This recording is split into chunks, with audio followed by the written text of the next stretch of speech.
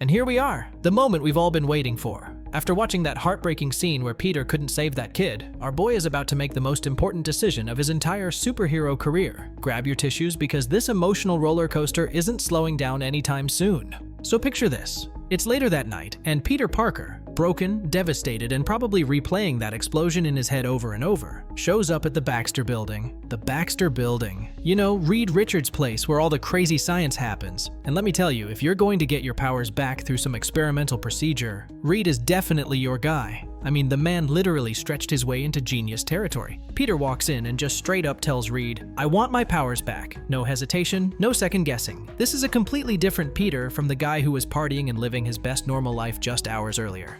That kid's death changed everything, and you can feel it in every word. Now, Reed being Reed, because he's basically the responsible adult in every room he enters, takes Peter into his lab with all these experimental gadgets that probably cost more than most people's houses. But here's the thing, Reed doesn't just flip a switch and say, "Okay, let's do this." He's a scientist, but more importantly, he's Peter's friend. So he asks the question that needed to be asked. "Peter, do you really want this?" And Peter's response? Chef's kiss. He says he's made up his mind. He turned his back on his powers once and someone paid the price. That's not happening again. He doesn't know what his future holds, but while he's still here, no innocent lives will suffer anymore.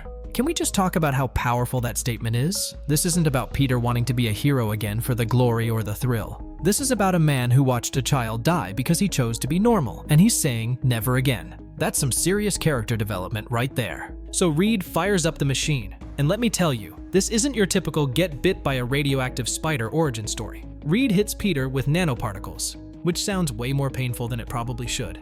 And Peter? He screams in pain. This man is literally getting tortured to get his powers back, and he's choosing to endure it because he knows what's at stake. But here's where it gets interesting. The process isn't working. Reed's like, "Peter, this isn't working. You need to focus on your loved ones. What happens to them if you don't get your powers back?" And this is where Peter shows us exactly who he really is at his core.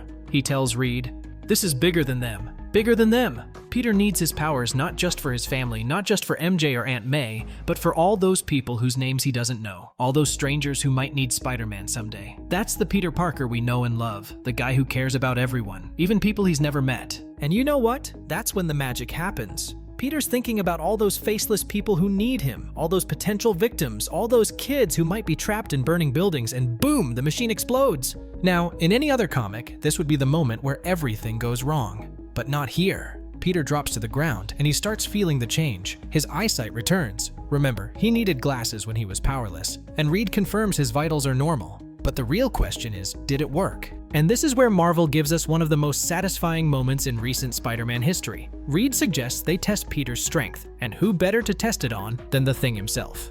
Ben Grimm, the ever-loving blue-eyed Thing, basically says, "Hey, why don't you take a shot at me?" Now pause for a second. Can you imagine being in Peter's shoes right now? You've been powerless, you've watched a child die, you've just been tortured by experimental nanoparticles, and now you're being asked to punch one of the strongest beings in the Marvel Universe to see if you got your powers back. Talk about pressure. Peter hesitates, and honestly, who wouldn't? He's thinking he might break his own hand, but he's got no choice. This is the moment of truth. So he raises his hand and wham! He punches the Thing with everything he's got. And what happens next is absolutely incredible. The impact sends the Thing, flying across multiple rooms. Not just one room, not just a few feet, multiple rooms. Everyone's shocked, including Peter himself. This isn't just getting his powers back, this is a massive upgrade. Here's what's fascinating about this moment.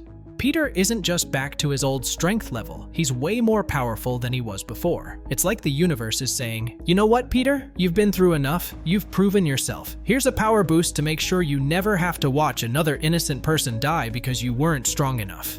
And you know what this reminds me of? Those classic anime moments where the protagonist gets stronger through emotional trauma and determination. Except this is Spider-Man, and it feels earned because we've seen Peter at his lowest point. We've seen him fail, we've seen him broken, and now we're seeing him rise stronger than ever. The symbolism here is beautiful too. Peter's first test of his new powers is against the Thing, who represents strength and resilience. And Peter doesn't just match that strength, he surpasses it. With this incredible power upgrade, Chapter 28 of Astonishing Spider-Man comes to a close, and honestly, what a way to end it. So what do you think about this power upgrade? Is Peter now too powerful? Will this change how he approaches being Spider-Man? And most importantly, how is he going to control this new strength without accidentally punching villains into orbit? Let me know your thoughts in the comments below.